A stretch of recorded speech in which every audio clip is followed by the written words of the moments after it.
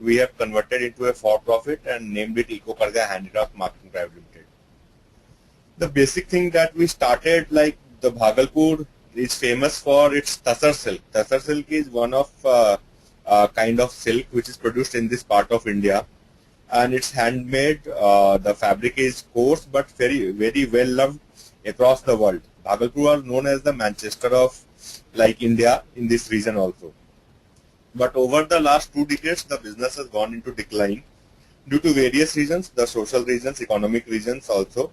And we are trying to revive the market with our initiative. There are more than 1 million families who are dependent on the artistic work, the weaving that you can see in the photograph. Mr. Ganesh Tati is doing the weaving work.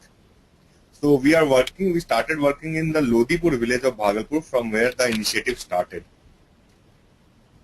Next slide. Our mission statement is that we want to eliminate poverty amongst artisans in Bihar.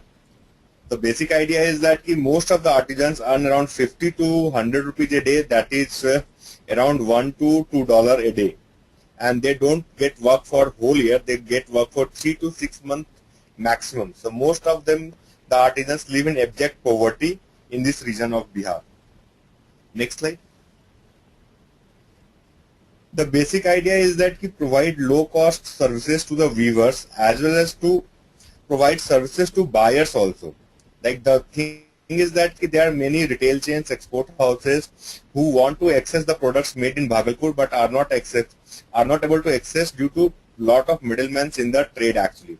So over the last 3-4 years, we have held around 400 artisans, creating artisans collectives, providing market linkage. Like we are mostly selling to Fab India. Fab India is one of the largest domestic retailer in India, and they source only from artisans groups actually. So we are trying to provide the market linkage to the weavers through Fab India. There are few pictures of the sarees and stoles that we have made and sold through Fab India. Next slide.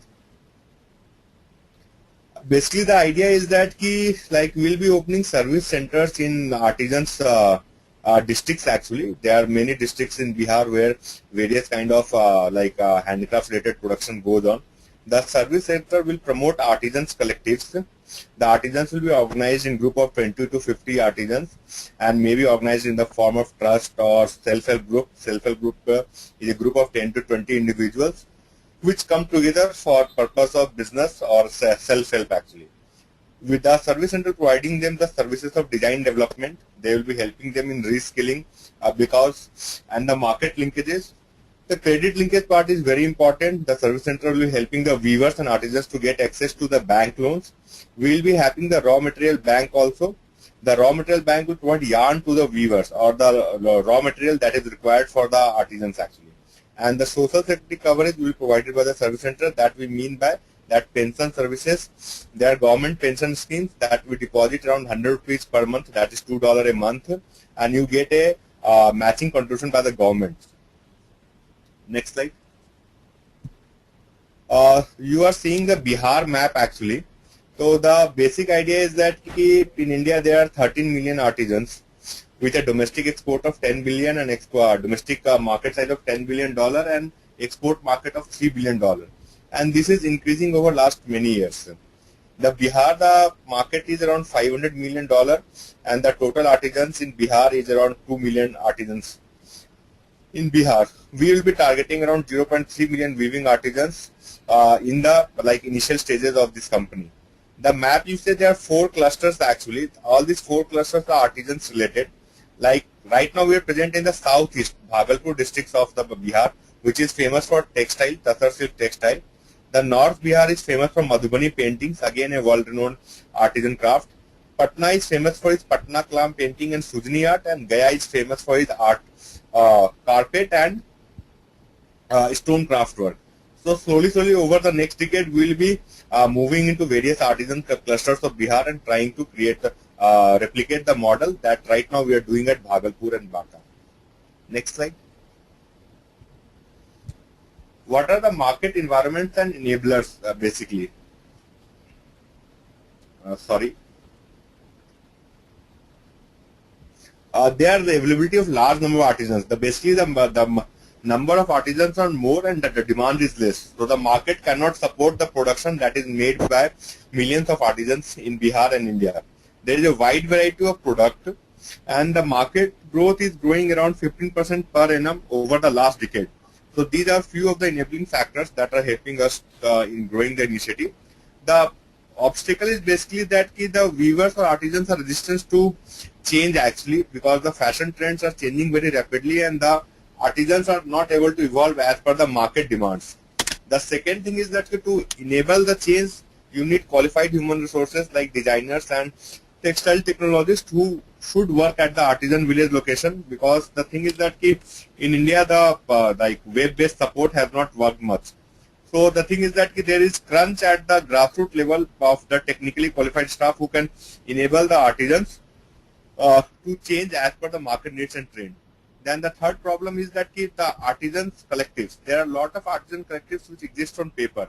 So reorganizing them and making them believe that this time the collective will work is one of the very difficult tasks, and that is one of the toughest one, because the trust factor is very low among the artisans about any of the initiatives that takes the route of the making of collectives, because of the historical cheating and fraud happening in such kind of organization.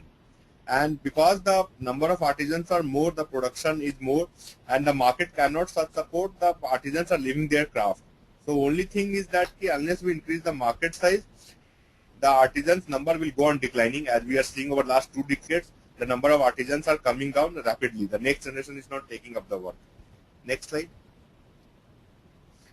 Coming to the value chain of Eco Karga, we are adopting a model of service center which will invest in the new looms technology, provide new designs and train the weavers, and besides link them to the bank to provide innovative financial products which will support the weavers in their business. So the model works like that: the individual weavers will be organized in weaver organization and they will be supported by the NGOs, local government or bank insurance.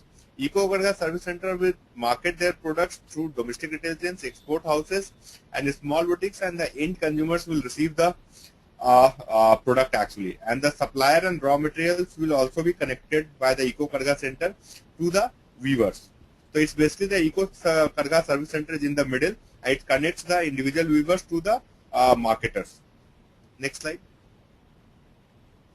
These are the basically figures that has come up that we are basically earning over through the sales of saris, stoles and fabrics. So basically we are talking about the sari thing. We are scaling around 600 saris to 10,000 saris in 5 years. And in fabrics we are scaling around 18,000 meters to 1,84,000 in 5 years. And number of stoles we are scaling from 12,000 stoles to 1,23,000 stoles in 5 years. Mostly the fabrics are sold around an average price of 200 rupees, and stoles are also sold around an average price of 100 to 300 per piece. Next slide.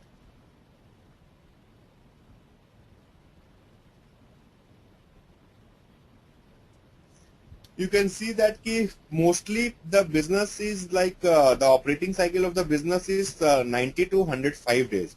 Like the most of the business happens on credit. The buyers don't give any advance, so we have to supply them. The 60 days is the production cycle of the business, and 45 days is the credit period. So you need lot of debt financing. So basically the thing is that like your working capital is around 1/3 of the sales figure. That basically is the norm in the industry. So you can see that like we'll be needing a debt from $45,000 to $1,80,000, $180,000 over 5 years. And this is going on increasing as our sales volume is increasing. Next slide.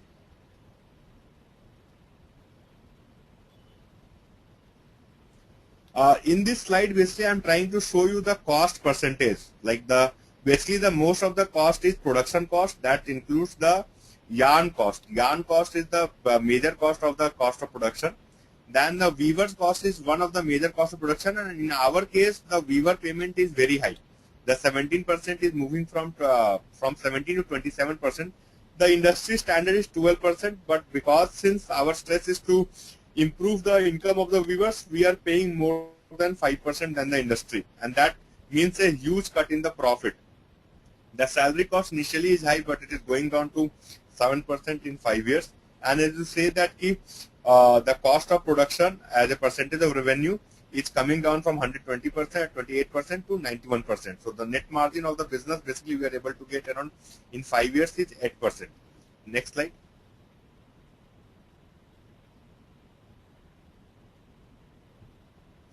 Yeah, in this basically you see the assumptions actually that we are taking number of working days is 200. The average price of fabric is 220. So you can say that the weaver payment cost, if you see, it is in rupees actually.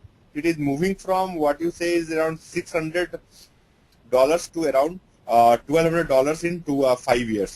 So basically the basic crux is that if a weaver is earning around what you say, $150, 110 to $150 a month, he will be living comfortably. So our target is that we enable the weavers to earn at least $1,000 a year. So that is why the weaver's payment cost, if you say, it is increasing from per unit from 37,000 to 61,000 rupees. Next slide.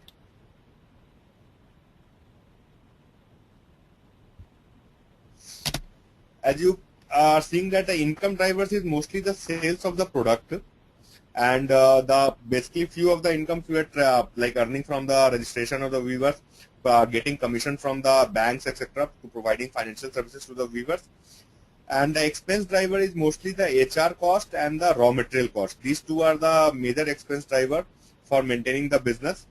So these are the major costs that we have to reduce or manage it well for the cash flow. Next slide.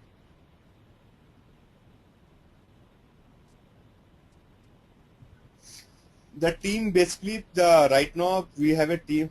Next slide, yeah. The team basically, I am the founder, and over last 3 years we have founded 3 organizations, that is Bihar Development Trust, Rural Development and Marketing Private Limited, and this Eco Karga Handicraft. So me and they were co-founder who have founded the 3 organizations and taking it ahead. Sriram is the director of Upaya Social Ventures that has invested in Eco Karga. And Pratik Kumar is merchandiser, qualified designer from NIFT, one of the premier institutes of India. So these basically we are the 4 persons who are driving the business with me as me in the driving seat. Rest we have around a base of around 4 weavers and around 10 more team members who manage the business part of like procuring the yarn, supplying to the weavers, maintaining the quality and dispatching it to the buyers. Next slide. And Ravi, if you could just summarize now, please. Okay. Next slide. Next slide. Yeah, basically, like what we are trying to do that we are providing the inputs. We are providing the inputs like market linkage, credit linkage, etc., and trying to increase the income levels of the artisans. So, the fact exists that there is huge poverty of artisans, huge poverty among artisans in Bihar. The market linkage are established and we have outreach among the artisans in Bhagalpur, Bihar. And because of last 4 years of the experience, we are in the process of rapidly scaling up in the for-profit format. And it has huge social impact as well as financial impact to the equity investor as seen from the cash flows and income statement. So we are trying to raise around $4 lakh to create around 50 artisans collective, impacting 35,000 of population. And basically the thing is that if such model clicks, it will impact the whole district, which has a population of 3 million, and the manufacturing of Tatar silk, textiles, sarees, stoles, etc. is one of the major business activity of the district. So if we succeed, it can transform the whole region through its own success. Thank you.